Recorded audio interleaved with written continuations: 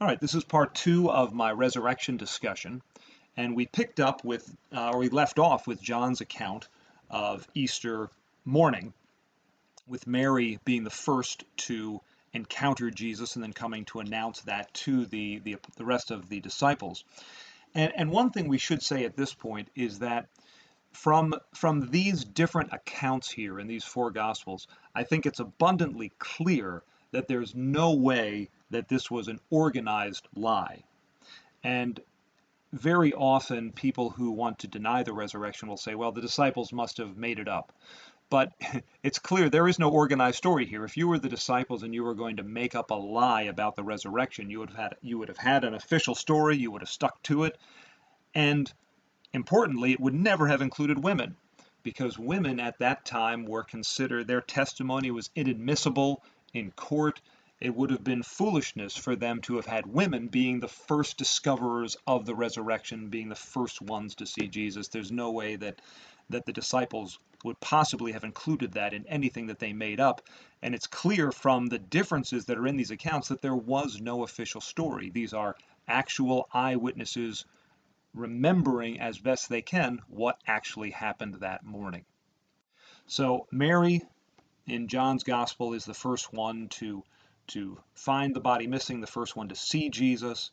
And then as we go to that evening, John, like Luke, has Jesus appearing to the disciples. And he shows up that evening, says, "Peace be with you." And like in Luke, he shows them his hands and feet, proves that he actually has risen from the dead, although Thomas was not there. And so the next story in John is a week later, when Thomas also is there. Jesus appears again to the disciples, and we have this great encounter of Jesus and Thomas, where Thomas finally believes in the resurrection and declares Jesus to be his Lord and his God. So that's very similar to what we see in Luke. But then in chapter 21, we have another appearance of Jesus when Jesus appears to the disciples by the Sea of Tiberias, or the Sea of Galilee, which of course was in Galilee. And so here we're kind of seeing how Matthew's account of Jesus appearing in Galilee is also connected here in John.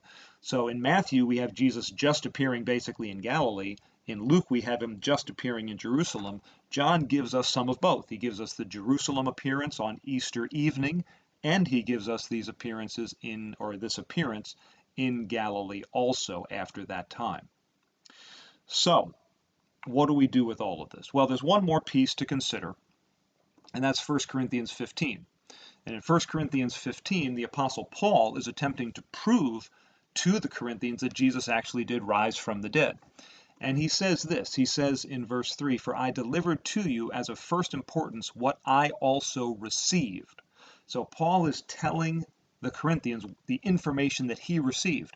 Where did he get that information? Well, we know that from Galatians that soon after Paul's conversion to Christianity, he spent time with Simon Peter. And you can bet that he was getting a lot of information, including important information like the resurrection, directly from the Apostle Peter. So this information Paul is relaying here is certainly what the apostles, what Peter, James, and John proclaimed to be the truth. And so Paul says, "This is what I received, that Christ died for our sins in accordance with the Scriptures, that he was buried, that he was raised on the third day in accordance with the Scriptures, and that he appeared to Cephas and to the 12.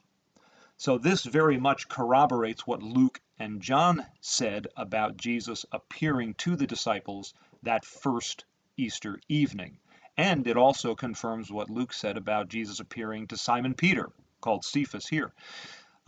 So clearly that was part of the eyewitness testimony, that Jesus appeared to Cephas or appeared to Simon Peter sometime during the day of the resurrection, and then to the 12 later that day, that evening.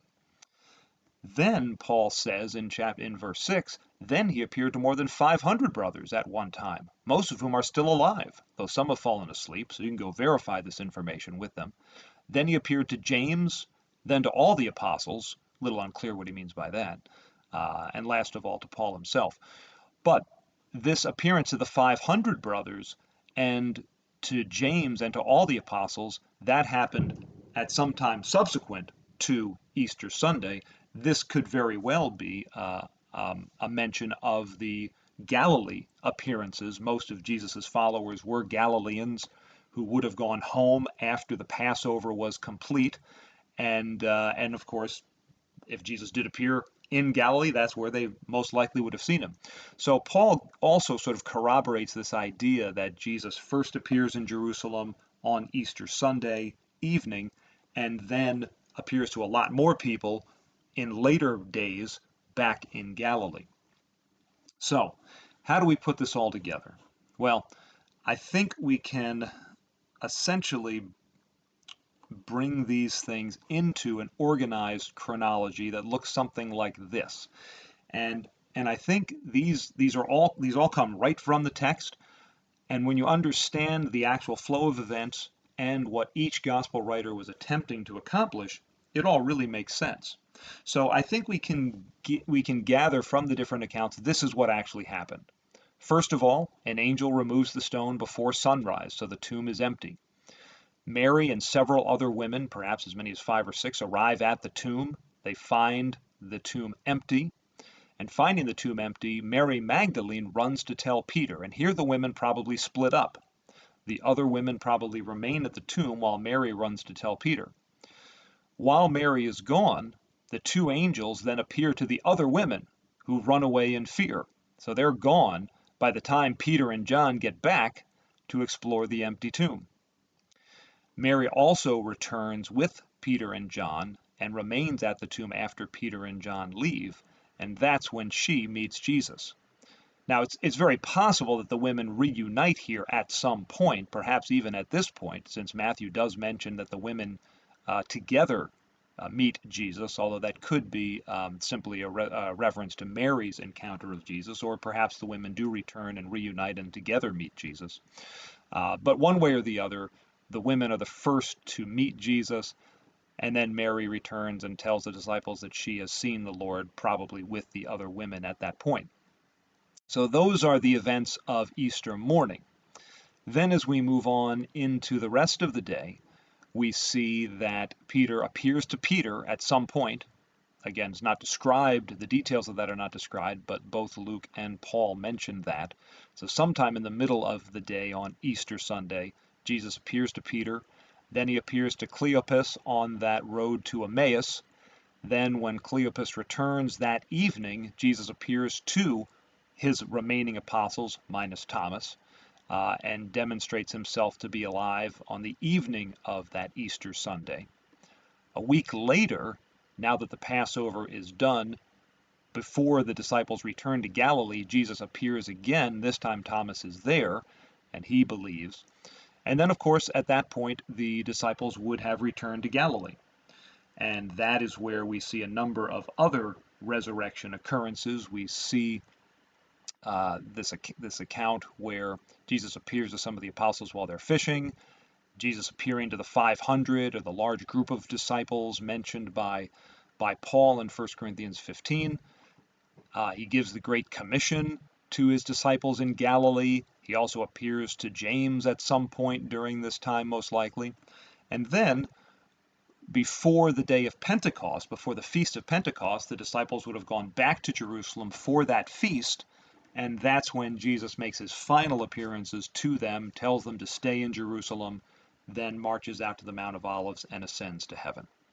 So that, I believe, is the basic chronology we can put together from all the different accounts that we have in the New Testament, and really the accounts line up very nicely with each other. The only thing that we have to really wrestle with is why different authors chose to focus on different parts of this chronology. And remember, each author was trying to accomplish a certain thing. They had to be selective. They had to sort of summarize things. And so Matthew, for instance, Matthew was from Galilee. And Matthew was probably writing to Galileans. And he starts Jesus' ministry with the Sermon on the Mount on a mountain in Galilee. He wants to end it on a mountain in Galilee. So Matthew has a very Galilee-focused narrative. And so he basically takes all of these appearances from the time he appears to Peter down to the time he ascends to heaven. He takes this whole 40-day period and basically summarizes it in a couple verses on the mountains of Galilee. And that suits what he wanted to try to accomplish in his gospel. Luke, on the other hand, Luke, as we see from the book of Acts, his focus was to show how Christianity spread from Jerusalem to the rest of the world. So Luke wants to keep things very Jerusalem focused. So he doesn't mention anything about the Galilee appearances. For him, he can accomplish what he wants by simply focusing on what Jesus did while he was in Jerusalem, both on Easter itself and then shortly before the day of Pentecost. So Luke focuses on Jerusalem, and John and Paul sort of give us both. And when you understand that, then really those differences tend to melt away. And you have a chronology that makes perfect sense, that's logical, that you can explain how each of the gospel writers chose their specific details to include, and the small other differences is just what you get from any set of eyewitnesses focusing on the particular details that they remember. And when it's all said and done, you have a really organized presentation of the resurrection, and one that really all the gospel accounts and the Corinthians account fit into quite nicely. So I hope that's helpful. I hope it reinforces the fact that these are eyewitness events of an event, eyewitness accounts of an event that actually did happen. No organized lie here.